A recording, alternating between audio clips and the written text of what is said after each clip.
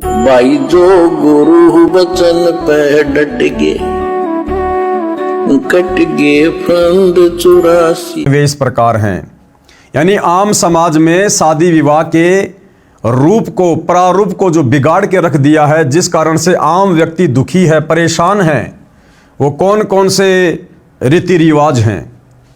सबसे पहला है दहेज देना व लेना। गाजे बाजे के साथ में डीजे आदि को बजाकर विवाह करना। नंबर 3, शराब का तड़का नहीं लगा तो मजा किरकिरा। और शराब पीकर जूत बाजना यानी लड़ाई झगड़ा होना, मार पिटाई होना फिर पूर्व निर्धारित होता है। अब क्या कह रहे हैं, सबसे पहले है दहेज देना व लेना। सबसे बड़ी कुरीति है भाई और बहनों, समाज में सबसे बड़ी कुरीति। और सतगुरु रामपाल जी परमेश्वर जी का समाज को शास्त्र अनुकूल शत भक्ति देने के साथ साथ ये जो तमाम प्रकार की सामाजिक बुराइयां हैं, इनको भी जड़ से समाप्त करना एक मुख्य मकसद में से एक है।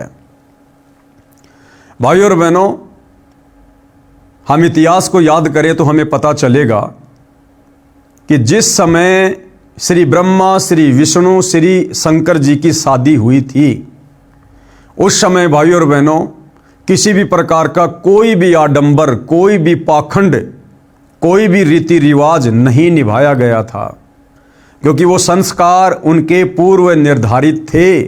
और उन संस्कारों को यदि आप जी परमपिता परमेश्वर जी की इच्छा अनुसार जो आपके भाग्य में लिखे हैं, अगर आप उस प्रकार से वहन करेंगे, निभाएंगे, तो आपके वैवाहिक जीवन में कोई दुख नहीं, कोई कष्ट नहीं, कोई परेशानी नहीं। और अपनी तरफ से यदि आप उसमें परंपराओं का तड़का लगाएंगे तो भाइयों और बहनों आगे चलकर समस्याएं, दुख ही दुख है। तो जिस समय ब्रह्मा विष्णु महेश जी की शादी समुद्र मंथन के दौरान उनकी माता जी दुर्गा जी ने करवाई, समुद्र मंथन में 3 लड़कियां निकली। बड़ी का नाम सावित्री, उससे छोटी वाली का नाम लक्ष्मी, सबसे छोटी वाली का नाम पार्वती अर्थात उमा। तीनों भाई ब्रह्मा विष्णु महेश वो लड़कियां लेकर अपनी माता दुर्गा के पास आए और दुर्गा ने आज्ञा दी कि बेटा, ये जो बड़ी लड़की है सावित्री, इसके साथ में ब्रह्मा की शादी हो जाएगी। और ऐसा ही हुआ, वो सावित्री ब्रह्मा जी को दे दी गई और कहा बेटा जाओ अपना घर बसाओ। दूसरे नंबर की लड़की लक्ष्मी वो श्री विष्णु जी को दे दी गई और कहा बेटा जाओ अपना घर बसाओ। तीसरे नंबर की लड़की पार्वती श्री शंकर जी को दे दी गई और कहा बेटा जा अपना घर बसा। और तीनों देवता अपने अपने यथा स्थान पर अपनी अपनी जगह पर आ गए।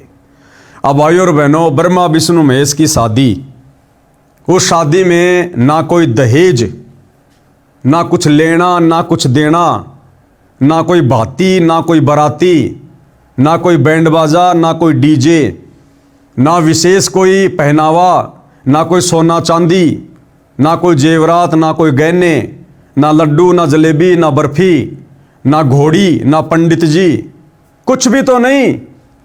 सिंपल तरीके से शादी, बेहद सिंपल तरीके से।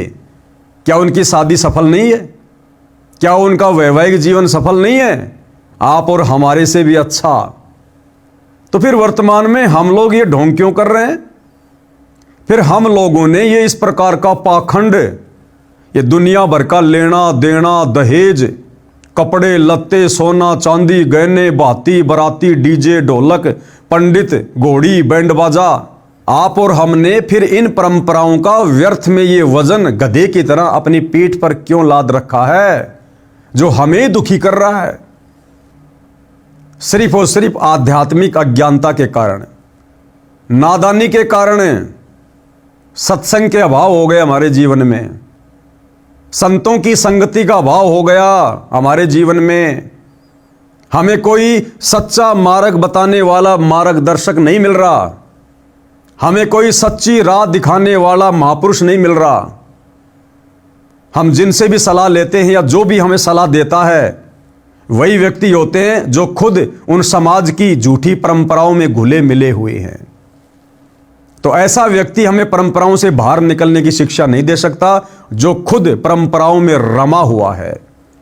जिस प्रकार दलदल में फंसे हुए व्यक्ति को दलदल में फंसा हुआ व्यक्ति बाहर नहीं निकाल सकता। उसे तो वही बाहर निकालेगा जो स्वयं दलदल से बाहर है। तो ये जो तमाम प्रकार की सामाजिक परंपराएं हैं, कुरीतियां हैं, जो हमारे लिए घातक हैं, हमारे दुखों का कारण है, इन तमाम प्रकार की सामाजिक बुराइयों से हमें वही निकालेगा जो खुद इन तमाम प्रकार की सामाजिक बुराइयों से कोसों दूर है। और वर्तमान में भाइयों और बहनों, निसंदेह परम पूज्य सतगुरु रामपाल जी और उनके लाखों की संख्या में फॉलोवर, उनके भगत इन तमाम प्रकार की व्यर्थ की परंपराओं से कोसों दूर हैं, जिस कारण से वो लोग आज सुखी हैं।